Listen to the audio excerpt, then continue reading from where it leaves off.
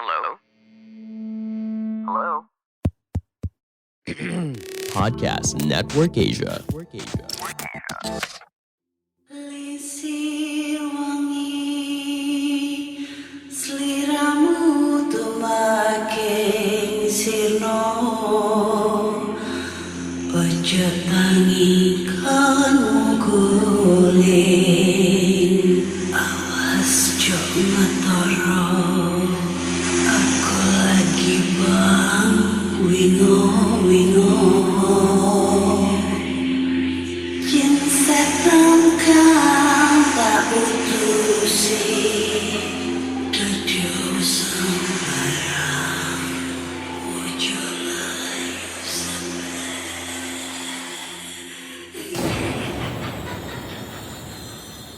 Assalamualaikum warahmatullahi wabarakatuh. Selamat datang di podcast kisah horor.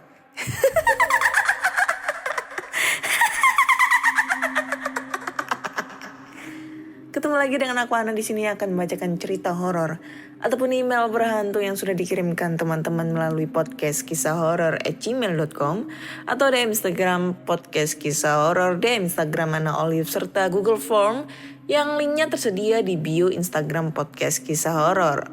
Ketemu lagi di episode 109. Oke, di episode ini episode 109 itu angka apa ya? Nggak ada, angka apa ya? Gimana kabar kalian? Ya aku harap kalian baik-baik saja ya. Semoga sehat selalu, semoga dijauhkan dari virus COVID-19 ini. Semoga buat teman-teman yang sekarang lagi positif cepat sembuh ya. Semoga bisa melakukan aktivitas seperti semula dan berkumpul bersama keluarga karena ya banyak banget nih kasus orang meninggal di sekitar rumah aku karena COVID-19 nih. Semoga virus ini cepat berakhir ya. Oke, langsung aja ya kita baca-bacakan ceritanya ya. Buat kalian semua dengerin nih cerita sambil meratapi nasib karena lagi PPKM. Oke. Cerita pertama datang dari email, langsung aja kita bacakan. Jadi ini datang dari Aditya. Permisi Kak Ana, aku pengen cerita kejadian minggu lalu, 28 Juni 2021. Aku dan 8 temanku penasaran tentang kebenaran urban legend di pemakaman yang ada di desa tempat kami tinggal. Jadi masyarakat desa percaya jika ada gadis yang hari lahir dan meninggalnya sama, maka di malam hari setelah ia dimakamkan akan ada penyambutan yang meriah oleh penghuni makam. Kebetulan di tanggal 28 itu ada yang meninggal, anak SMP kelas 3 perempuan. Hari lahir dan meninggalnya sama, yaitu hari Senin pagi. Prosesi pemakamannya selesai hari itu juga. Sebelum asar udah beres. Menjelang maghrib ada notif pesan di grup WA. Salah satu temanku ngajakin buat uji nyali sekalian buktiin urban legend itu. Karena aku rasa bakalan seru, aku ikut dan akhirnya jam 9 malam kami kumpul di masjid sesuai yang dijanjikan. Untuk makamnya sendiri ada di belakang masjid, dibatasi pagar beton setinggi 1,5 meter. Setelah semuanya kumpul, kami mulai berjalan ke gerbang makam tersebut. Akhirnya, kami memutuskan untuk duduk di sekitar gerbang. Kami menunggu sampai jam 11 lebih dan tidak menemukan bahkan merasakan adanya aktivitas party penyambutan penghuni baru. Entah karena hanya mitos atau karena kami terlalu banyak sehingga kami tidak takut walaupun berada di kuburan. Jadi kami tidak merasakan adanya jin di makam itu.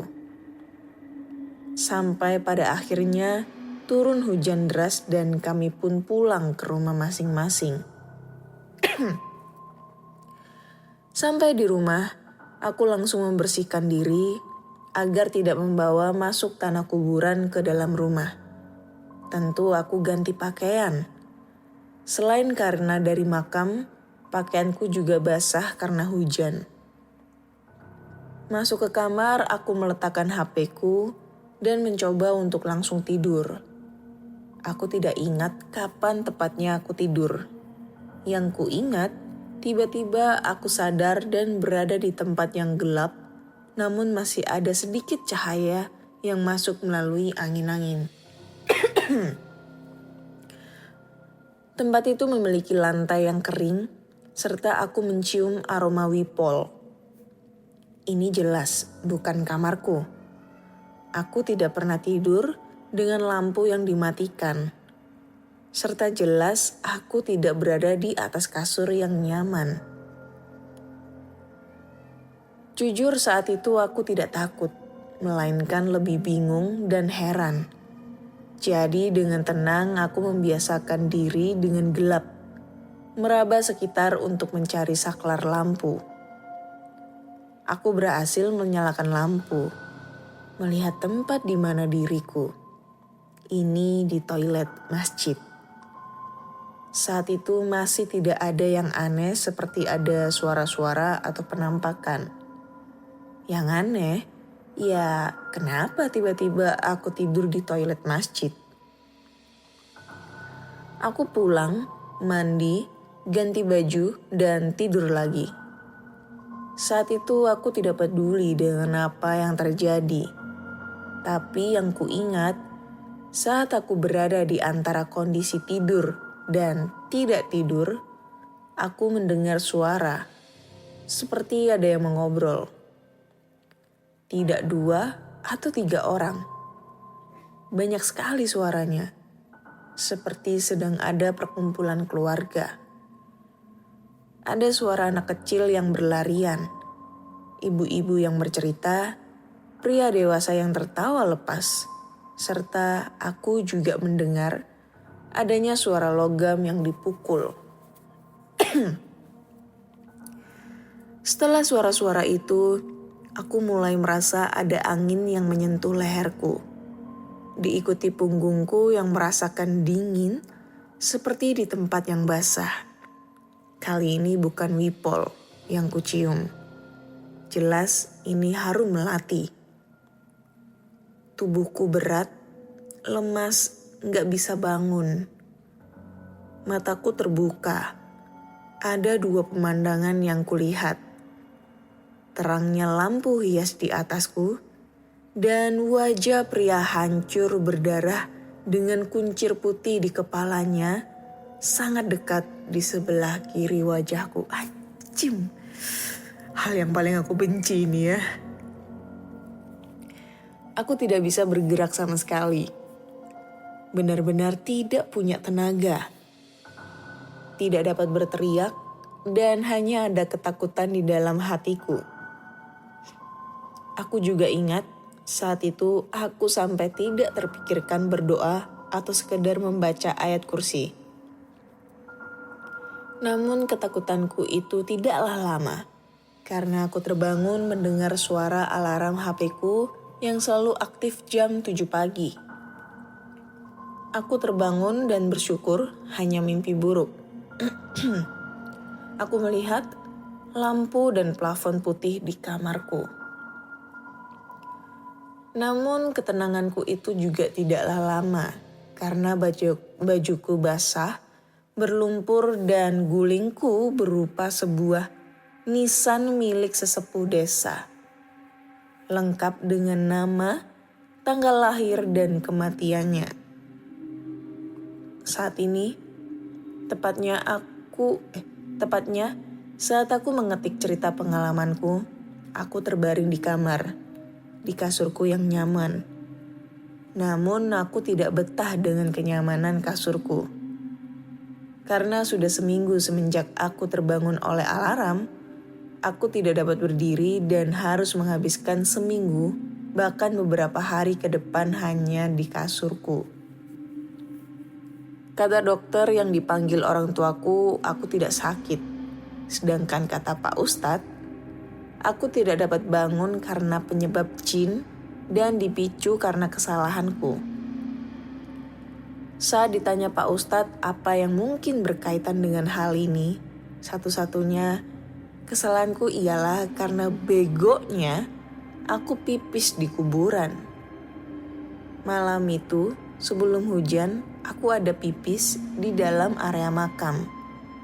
Tepatnya aku menyiram debu di pagar tembok makam. Jadi malam itu aku 3 kali dipindahkan. Pertama dipindahkan ke toilet masjid, kemudian dipindahkan ke makam, dan entah kapan aku dipindahkan kembali ke kamarku. Karena saat di makam, langit masih gelap. Oke, thank you ceritanya buat Adit. Ini keren banget ceritanya. Aku nggak tahu ya ini real atau mungkin fiktif, aku nggak ngerti ya. Tapi ini keren banget. Ya itulah. Kenapa alasanku dulu waktu aku explore di tempat terbengkalai itu, aku tuh nggak mau explore di makam. Berkali-kali temen aku tuh ngajak explore di makam, apalagi di makam dulu tuh kita pernah mau explore di makam Mr. X yang biasanya itu yang ada di Sidoarjo, jadi tuh makamnya khusus untuk makam yang tidak dikenal kayak gitu. Jadi khusus dimakamkan di daerah situ, termasuk makamnya teroris yang waktu itu ngebom di area Surabaya. Gereja di Surabaya yang dulu pernah ada kasusnya, gak salah tahun 2018 deh itu. Nah itu aku gak mau explore di sana karena ya itu tadi, menghormati atau menghargai warga-warga makhluk halus yang ada di sana. Karena menurutku tuh makam itu adalah ibaratnya rumah orang, termasuk rumah masa depan kita. Jadi ya menghormatilah. Nggak enak gitu loh kalau kita explore di sana. Mending kita explore-nya di rumah terbengkalai atau di gedung atau apa. Jangan di makam. Kayak gitu.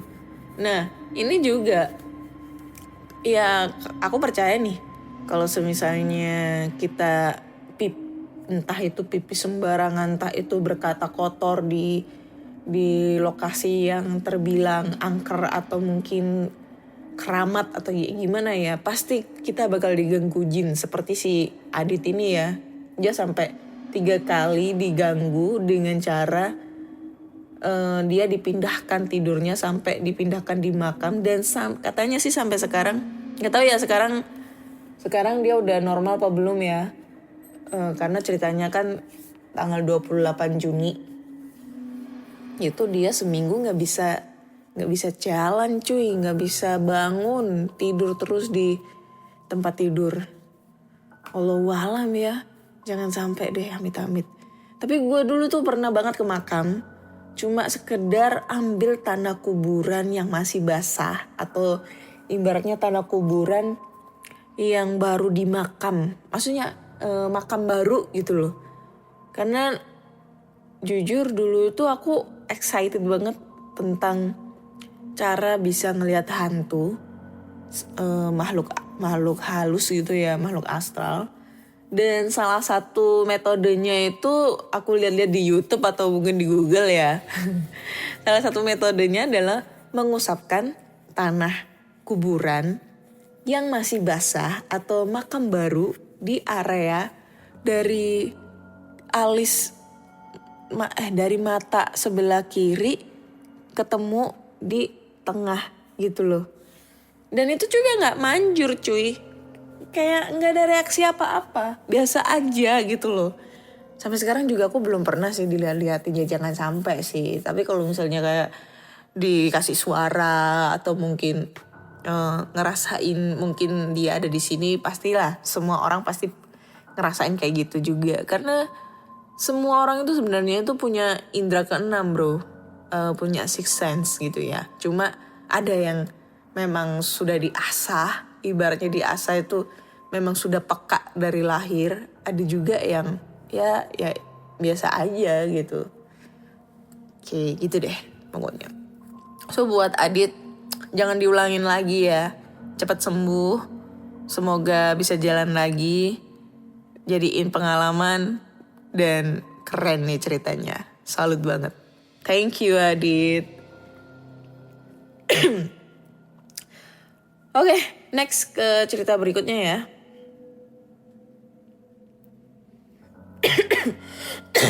Aduh, batuk, sorry ya. Jadi ini cerita berikutnya datang dari Dila Oktari. Oke. Halo Kak Ana, mau cerita horor ini aku. Ini nyata ya, bukan rekayasa apalagi sandiwara.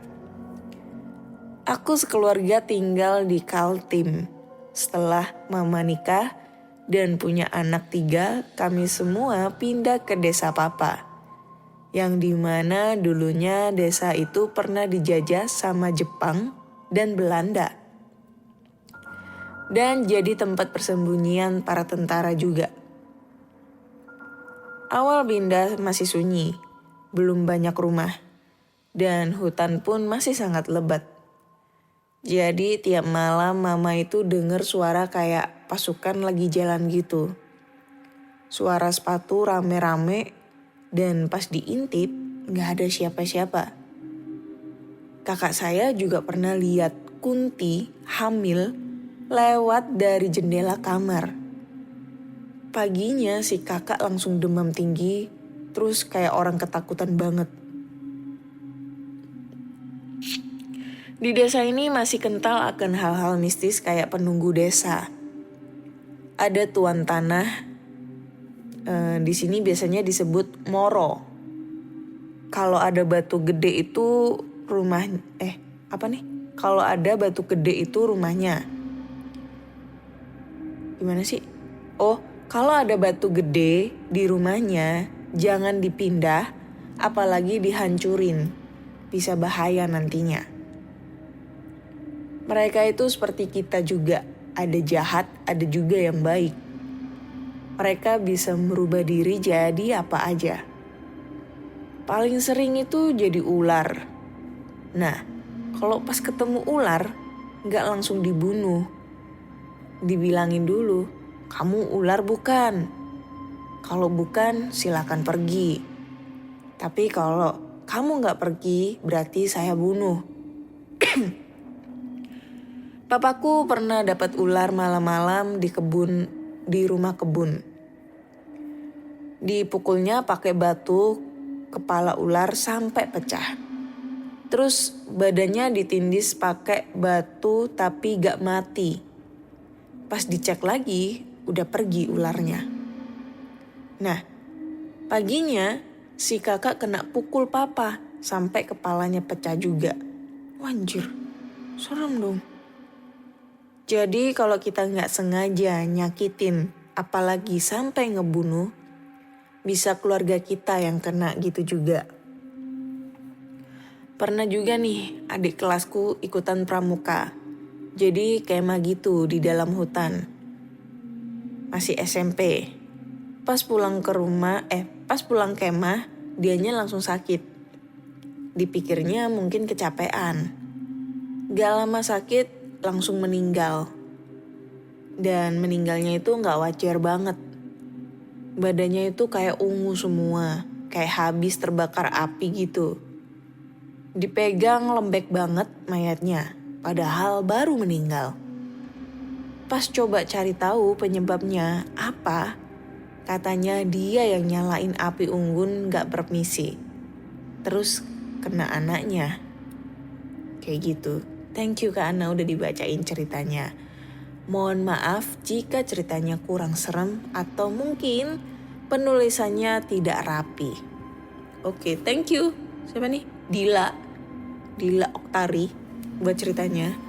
Ini bisa dibilang ceritanya si Dila ini lebih kayak urban legend ya, atau mungkin ya mitos lah atau segala macem ya. Karena di sini kan ada pantangannya tuh kalau semisalnya ketemu ular, ditanyain dulu, kamu ular bukan?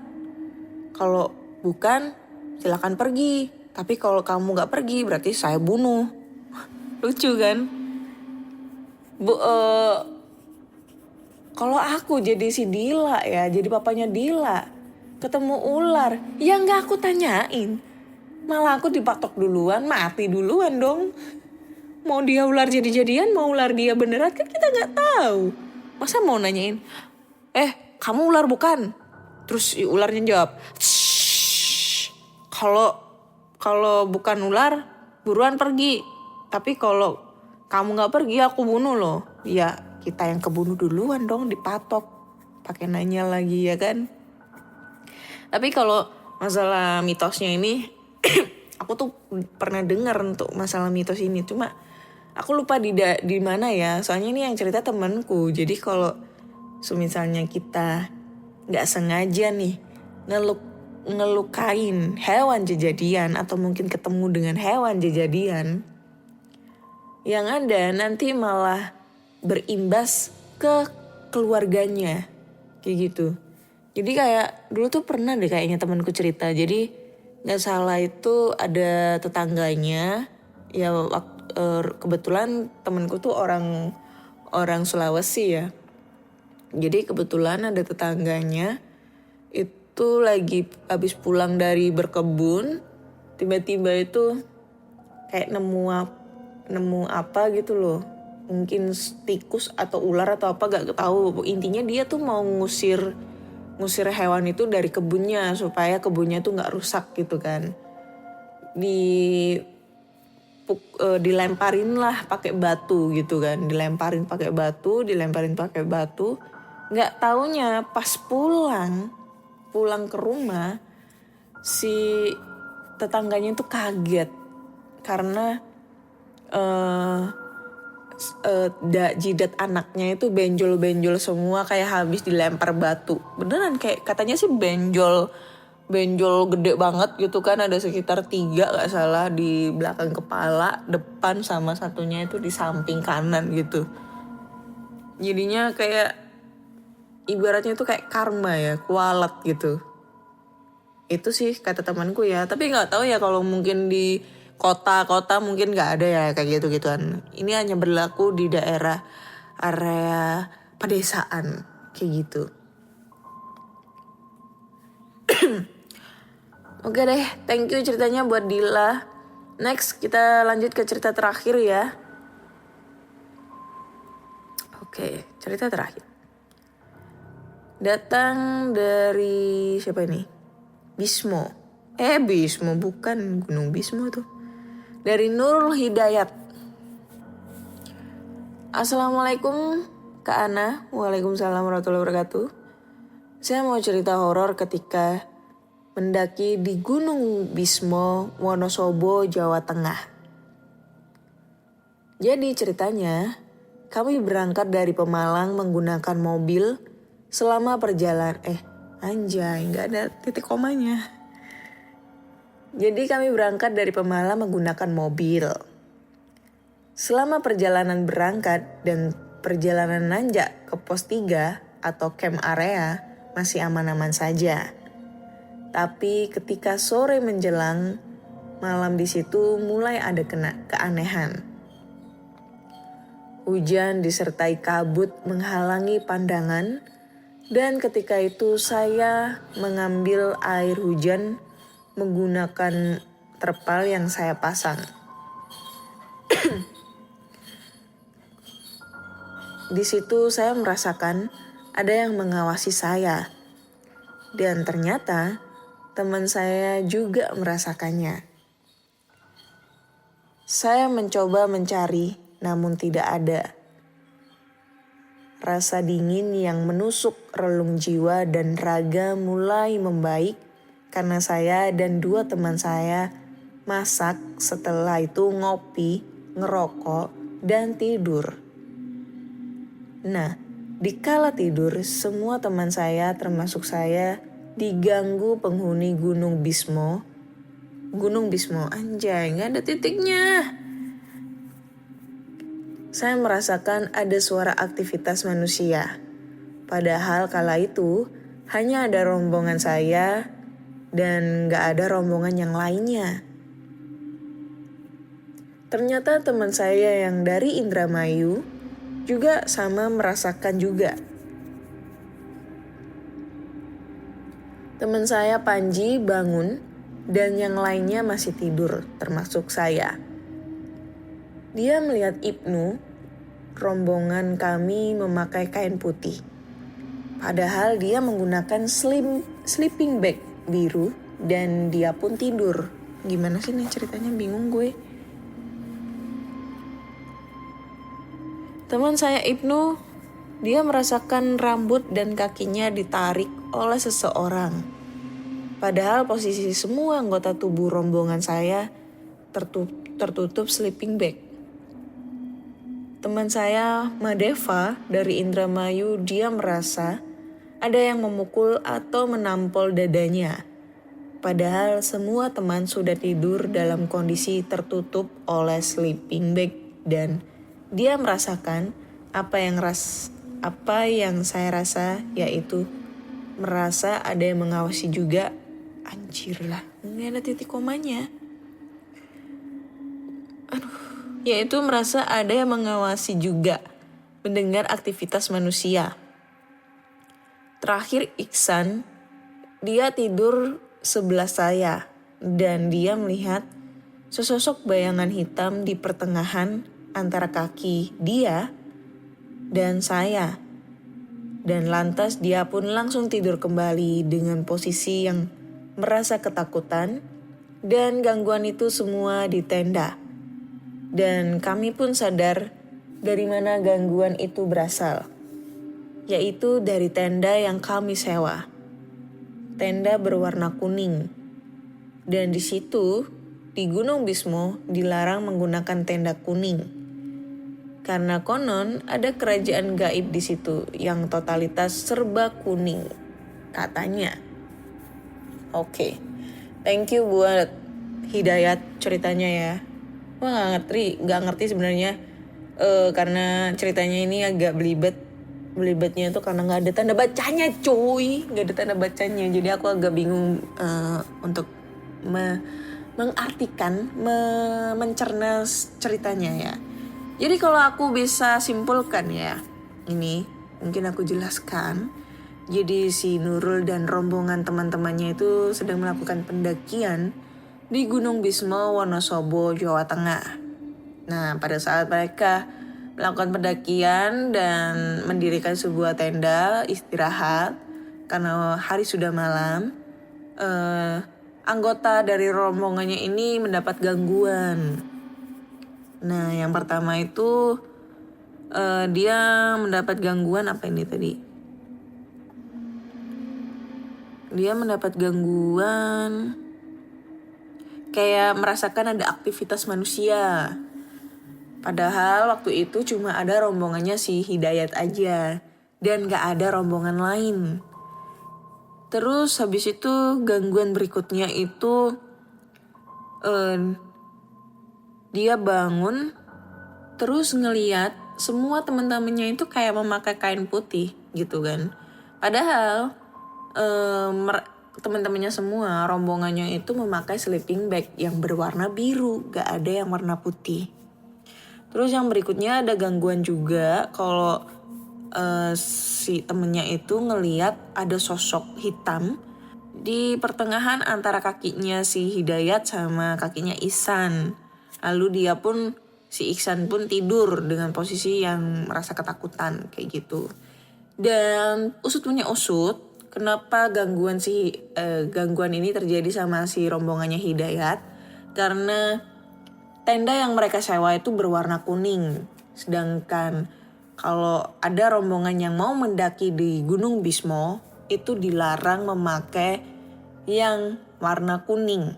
Pokoknya peralatan yang warna kuning. Karena dipercaya di situ kerajaan gaibnya itu semuanya itu serba kuning gitu. Jadi kayak pantangan gitu ya. Sama aja kayak kayak kita ke Parangtritis, pantai selatan. Jadi kita nggak boleh pakai baju warna hijau. Kalau seandainya kita pakai baju warna hijau, pasti nanti kita diambil sama penguasa Laut Selatan dan dijadikan budak di situ. Akhirnya kita hilang lah pokoknya di situ tuh. Nah, kalau penjelasannya secara ilmiah sih sebenarnya tuh kenapa kita nggak boleh pakai baju warna hijau? Karena posisinya air di pantai selatan itu air pantainya itu hijau gitu kan. Jadi kalau misalnya kita pakai baju warna hijau dan kita main air di tengah, terus tiba-tiba ada ombak gede karena karena pantai selatan itu emang ombaknya gede-gede mesti. Itu pasti kitanya itu nggak ditemukan tergulung ombaknya itu karena baju yang kita pakai dengan warna air tersebut itu sama. Jadi tidak bisa membedakan gitu loh, tidak bisa mencari kayak gitu. Paling ketemunya ya pas kalau udah ngambang aja. Kalau secara ilmiahnya sih seperti itu ya. Allah alam ya, namanya juga mitos, urban legend. Jadi kita harus menghargai lah tentang urban legend di setiap daerah masing-masing kayak gitu. Kayaknya udah deh. So, udah 3 cerita yang aku bacain. Buat kalian yang mempunyai cerita-cerita horor, entah itu pengalaman pribadi, entah itu dari kalian sendiri, ayah, ibu, kakek, nenek, tetangga, pak de, bude, kakakmu, adikmu, saudaramu, atau mungkin selingkuhanmu, pelakormu yang sekarang lagi viral ya, pramugari sama pramugara. Enjoy. Kalian bisa langsung aja kirim cerita kalian ke podcastkisahhoror@gmail.com ataupun DM Instagram podcast kisah horor, DM Instagram Ana Olive, serta Google Form yang linknya tersedia di bio Instagram podcast kisah horor. Jangan lupa klik follow di Instagram podcast kisah horor agar podcast kisah horor bisa swipe up kayak gitu ya. Terus jangan lupa follow juga podcast kisah horor di Spotify agar kalian selalu update tentang cerita-cerita horor terbaru. Akhir kata, saya Ana undur diri dan sampai jumpa. Pandangan dan opini yang disampaikan oleh kreator podcast, host, dan tamu tidak mencerminkan kebijakan resmi dan bagian dari Podcast Network Asia. Setiap konten yang disampaikan mereka di dalam podcast adalah opini mereka sendiri dan tidak bermaksud untuk merugikan agama, grup etnik, perkumpulan, organisasi, perusahaan, perorangan, atau siapapun dan apapun.